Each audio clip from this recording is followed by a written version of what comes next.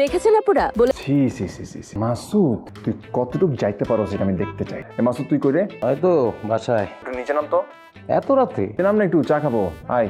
না রে দোস্ত, ভালো লাগতেছে না। ও ঘুম পাইতেছে, আমি প্রায় ঘুমাই গেছিলাম। হ্যাঁ, সেটা তোর কথা শুনেই বোঝা যাচ্ছে তুই ঘুমাইতেছস। জাস্ট চা খাবো, 10 মিনিট। নাম না, নাম আয়। শাল আজকে আয় তুই। আয় চল না, চা খাই জায়গাতে কথা বলি। এত রাত? বাজে প্রস্তাব টস্তাব দিস না, আবার ভাইরাল করে দিব। দূর বেটা, আমি কি ওরকম নাকি? বেটা আমি নামাজ কালাম করি না। সাবধানে থাকিস। আর চা যেহেতু খাবি না, বাসা যা। আপু আপু আমি যে আপনার কত আপু একদমই ফ্রি অফ কস্ট না আপু, আমার লাইভে যত সেল হবে তার 40% আপনার আপু। আরে আমি আমার লাইভ করার সময়ই পাই না, এখন আবার আপনারটাই ঢুকবো কি করে? আপনার আপু মেয়েদের প্রোডাক্ট, মেয়েদের আন্ডারগার্মেন্টস। ওরে সারছে। আপু আন্ডারগার্মেন্টস কিন্তু একটা মেয়ের জন্য খুবই ইম্পর্টেন্ট। তাছাড়া সবচেয়ে বড় ব্যাপার যেটা, এটার সাথে কিন্তু আপু হেলথ ইস্যু জড়িত। আমি দেখছি কি করা যায়। কিরে দেখি কি দেখছিস তোরা? ও এই মেয়েটা, আরে এই মেয়েটাকে তো আমি খুব পছন্দ করি। খেলা কি অবস্থা, কেমন আছো? অবস্থা মানে যাকে তাকে পছন্দ করে ফেলো না, মানে তুই এসবের কি বুঝিস? আমরা সবাই যেহেতু পছন্দ করেছি এই মেয়েই ফাইন। মা এখন আমার বিয়ের সাথে নিয়ে তোমাদের চিন্তা করতে হবে। নাম্বারটা দিতে বল। আপু আপনার নাম্বারটা একটু দেন, আপনার নাম্বারটা খুব দরকার, আম্মু আপনার সাথে কথা বলবে, প্লিজ প্লিজ প্লিজ একটু নাম্বারটা দেন। শোন না, কথা দাও যে আমার কথাটা শোনার পর তুমি রাগ করবে না। তুমি আমার সাথে লাইভ করতে পারছো না, তাই তো? বিষয়টা তা না, আমার কথাগুলো শোনার পর তোমার আমার সঙ্গে লাইভ করতে নিজ থেকে ইচ্ছে করবে না। কি কথা?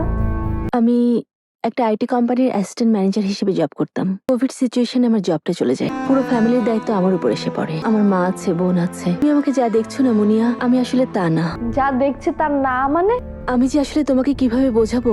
আপু আমি না কিচ্ছু বুঝতে পারছি না, তোমাকে একটু ঠিকঠাক ভাবে ক্লিয়ারলি বলবা প্লিজ। আমি শাওন, আমার চাকরিটা চলে যাওয়ার পর পুরো ফ্যামিলি নিয়ে আমি বিপদে পড়ে যাই। বাসায় অসুস্থ মা, ছোট বোন, পুরো ফ্যামিলিটা আমার উপর চলে। ঘর ভাড়া কিভাবে দেবো, সংসারের খরচ কিভাবে চালাবো, ভাবতে ভাবতে পাগল হয়ে যাচ্ছে। চাকরির পেছনে দিক বিদিক ছোটাছুটি করতে থাকি। একদিন ভাবলাম যে ফ্যামিলির জন্য কিছু করতে না পারলে ফ্যামিলির উপর বোঝা হয়ে থাকাও আমার উচিত না। আত্মহত্যার পথ বেছে নিলাম। চলে গিয়েছিলাম আত্মহত্যা করতে। ছাদে যাওয়ার পর দেখি পাশের ছাদে একটা মেয়ে লাইভ করছিল। তার ছাদে এক কোনায় লাইটিং করে প্রতি সন্ধ্যায় প্রায় এই কাজটা করতে আমি দেখতাম। আমার তখন হঠাৎ মনে হলো যে আমি কি এই কাজটা করতে পারি। অনেক গবেষণা করি। গবেষণা করার পর বুঝতে পারলাম যে অনলাইনে আসলে ছেলেদের লাইফ তেমন একটা মানুষ দেখে না যতটা মেয়েদের লাইফ দেখে এবং মেয়েদের প্রোডাক্ট সেল হয়। ছোটবেলা থেকে আমি বিভিন্ন ভয়েসে কথা বলতে পারতাম। যেহেতু মেয়েদের ভয়েসটাও আমি পারতাম, তাই সিদ্ধান্ত নিলাম যে মেয়েদের শাড়ি সেল করবো। আপনি আমার সাথে কেন কথা বলতে গেছেন? এই একটা জায়গায় আমি নিজেকে ধোকা দিতে পারিনি। আমার তোমাকে ভালো লেগে গিয়েছিল। আপনার বাসা এখন কে কে আছে? কেউ নেই। তুই আমাকে একা বাসা কেন ডাকছিস? তোর উদ্দেশ্য, তার মধ্যে যদি ন্যূনতম মনুষ্যত্ববোধ থেকে থাকে তাহলে সে নিশ্চয়ই এবার আপনাদেরকে সত্যি কথা বলবে। আমার তিলে তিলে গড়া বিজনেসটাকে তুমি মুহূর্তেই ধ্বংস করে দিলে মুনিয়া। তুমি একবারও ভাবলে না আমার মা বোনকে নিয়ে আমি কিভাবে সার্ভাইভ করবো এই শহরে। আমি পরিচয় গোপন করে লাইভ করেছি বলে সেটা প্রতারণা। আর কোভিডের সময় বিনা নোটিশে যে আমার চাকরি চলে গেল সেটা কোনো ক্রাইম না, তাই না? বেকারত্ব আর ডিপ্রেশন যে কতটা ভয়ঙ্কর হতে পারে তুমি সেটা বুঝবে না মুনিয়া। যা করেছো ভালো করেছো। আবারও তুমি লাইভে এসে আমার সব কিছু শেষ করে দিলে, সব। আমি জানি আমি আপনার অনেক বড় ক্ষতি করে ফেলেছি। আমি কোনোভাবে এটা পুষিয়ে দিতে পারবো না। আপনি সাহস করে অন্য একটা পথ খুঁজে বের করে আপনার দায়িত্বটা ঠিকঠাক পালন করছিলেন, কিন্তু আমি সবকিছু শেষ করে দিয়েছি। জানি আমি এটা কোনোভাবেই পুষিয়ে দিতে পারবো না, কিন্তু আপনি আর আমি মিলে যদি আপনার পেজ থেকে লাইভে গিয়ে আপনার স্ট্রাগলের গল্পটা সবাইকে বলি। 2020 সালের কোভিড সিচুয়েশন আমার চাকরিটা চলে যায়। জীবনকে একটা শেষ সুযোগ আমি দিতে চেয়েছিলাম, কিন্তু পরে ভাবছিলাম এটাও আমি কিভাবে করবো। আমি কখনো অনেক অনেক লাভ করি নাই। আমি চেয়েছি আমার কাস্টমাররা যাতে সবসময় হ্যাপি থাকে। আমি সবসময় চেয়েছি সিনথিয়া ফ্যাশনের প্রত্যেকটা শাড়ি মানুষের ঘরে ঘরে পৌঁছে যায়, কিন্তু আপনারাই যখন সেই ভালোবাসা আমার কাছ থেকে কেড়ে নিলেন, আমার আর কিচ্ছু থাকলো না।